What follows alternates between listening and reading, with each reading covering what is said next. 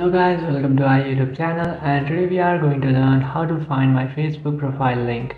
So let's get started. So if you want to find your Facebook profile link, so to do that what you have to do is just open up your Facebook. After opening up your Facebook, just tap on the three bar icon which is on the top right. And after tapping on that, now you have to tap on your profile.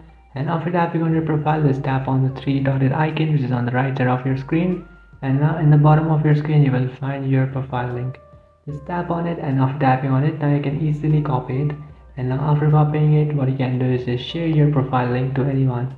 So open up any messaging application and then select a person and share it to anyone that you like.